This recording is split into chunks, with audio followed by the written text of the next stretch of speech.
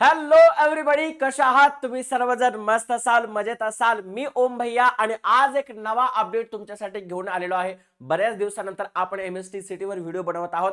कारण का आपल्याला ऑथेंटिक न्यूज हवी होती. कारण महाराष्ट्रामध्ये सध्या असे बरेचसे चॅनल्स आहेत जे फक्त अफवा पसरवण्यावर काम करतात. मात्र आपण एक ऑथेंटिक न्यूज आपण घेऊन आलेलो आहोत. गेल्या कित्येक वर्षापासून एक गोष्ट खूप प्रकर्षाने बोलली जात होती, ती म्हणजे काय की या वर्षीपासून एमएसटीसीटी 2 वेळा होणार आहे आणि अगदी याच्यावर शिक्कामोर्तब झाल्याचे सुद्धा पाहायला मिळतंय. आज आपण एक अशी ऑथेंटिक न्यूज घेऊन आलेलो आहोत. बघा, एमएसटीसीटी 2 बार होने वाला है, ये कंफर्म हो चुका है आणि मार्च अखेरीस होणार पहिले सत्र. आता तुम्हाला प्रश्न पडला असेल, सर तुम्हाला ही न्यूज कुठून भेटली? बरोबर आहे, कारण एमएसटीसीटीच्या सीईटी सेलनं आपल्याकडे एक समिती गठीत केलेली आहे आणि त्या समितीचं सध्या काम काय आहे तर त्या समितीचं काम आहे महाराष्ट्रामध्ये एमएसटीसीटी वेगवेगळ्या क्षेत्रामध्ये, टेक्निकल एज्युकेशन असो किंवा नॉन टेक्निकल असो, या सगळ्या गोष्टीमध्ये एमएसटीसीटी घेण्यात येत आहे. त्याची नावं सुद्धा वेगवेगळी आहेत. बरोबर आहे, जसं की एलएलबी साठी घेण्यात येते, बीबीए साठी घेण्यात येते, तसंच ऍग्रिकल्चर साठी घेण्यात येते, नर्सिंग साठी घेण्यात येते. अशा वेगवेगळ्यासाठी वेगवेगळ्या सीटी घेण्यात येतात आणि या कंडक्टिंग बॉडी जर कोण असेल तर त्याची सीटी सेल आहे. बरोबर आहे, मात्र सीईटी सेलवरचा लोड हा वाढत असल्यामुळे त्यांनी काय केलं आहे की वर्षातून 2 वेळा सीईटी घेण्याचं ठरवलेलं आहे.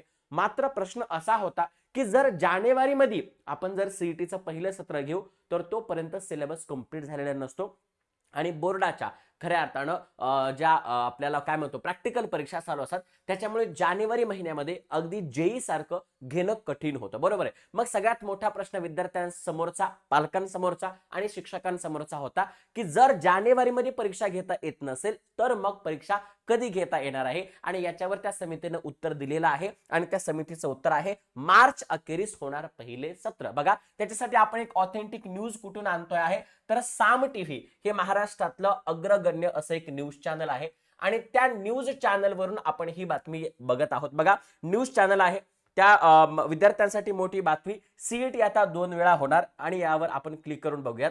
नक्कीच आपल्या लक्षात एक गोष्ट येणार आहे, ते म्हणजे काय? बघा, सीईटी आता 2 वेळा होणार. सीईटी परीक्षा आता 2 वेळा होण्याची शक्यता, मी आवाज कमी केला आहे.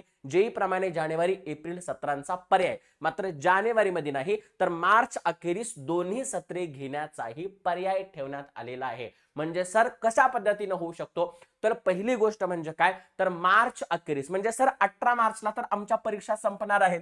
मग 18 मार्चला जर आमच्या परीक्षा संपणार असतील, आता सगळ्यात मोठा महत्वाचा मुद्दा आहे, जर 18 मार्चला आपल्या परीक्षा संपणार असतील, बरोबर आहे, कारण 12वीच्या बोर्डाच्या परीक्षा ह्या 18 मार्चला संपणार आहेत. मग 18 मार्चला संपल्याच्या नंतर दुसऱ्याच आठवड्यापासून आपल्या सीईटीच्या परीक्षा सुरू होण्याचे चान्सेस आहेत. मात्र लक्षात ठेवा, आपल्याला फॉर्म भरत असताना दोन्ही सीईटीचा फॉर्म भरावा. आपल्यावर इच्छुक आहे की आपल्याला दोन्हीचा भरायचा आहे की एकचा भरायचा आहे. अगदी जेई प्रमाणे सगळ्या गोष्टी असणार आहेत.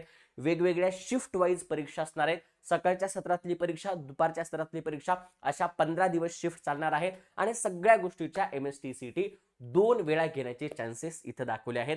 पहिलं मार्च अखेरीस आणि दुसरं एप्रिलच्या अखेरीस. म्हणजे काय, मार्च आणि एप्रिल असे 2 पद्धतीनं, एप्रिल म्हणजे मार्च एप्रिल असा एक टप्पा आणि दुसरा टप्पा एप्रिल मे असा होऊ शकतो आणि त्याचा रिझल्ट सुद्धा जून मध्ये येण्याच्या शक्यता आहेत. त्याच्यामुळे हे विद्यार्थ्यांसाठी महत्त्वाची बाब आहे, कारण याच्यामधून सिलेबस कंप्लीट न होण्याचा तोटा कसलाही नाही. मात्र एक गोष्ट तुम्ही नक्की लक्षात घेऊ शकता, याचे फायदे खूप जास्त प्रमाणामध्ये आहेत, खूप मोठ्या प्रमाणामध्ये फायदे आहेत, कारण तुम्हाला दोन्हीपैकी एक तुम्ही स्कोर इथे लावू शकतात. बरोबर, ही अशी होती आजची गोष्ट, हा असा होता आजचा अपडेट. तुम्हाला अपडेट कसा वाटला आम्हाला कमेंट सेक्शन मध्ये नक्की सांगा. आणि तुम्हाला काय वाटते की मार्च अखेरीस व्हायला पाहिजे की एप्रिल मध्ये एकदाच एमएसटीसीटी व्हायला पाहिजे? तुम्हाला सुद्धा काय वाटतं कमेंट सेक्शन मध्ये मला नक्की कळवा. आणि त्याच्यासोबतच अशा महत्त्वाच्या अपडेटसाठी आपल्या चॅनलला सबस्क्राइब करा, कारण आपल्या चॅनलला लवकरच 10,000 सबस्क्रायबर होणार आहेत आणि एमएसटी साठी महत्त्वाचे अपडेट देणारं हे एकमेव चॅनल आहे. सो या चॅनलला आता सबस्क्राइब करा आणि तुमच्या सगळ्या मित्रांना हा व्हिडिओ शेअर करायला विसरू नका. So all the best, thank you so much,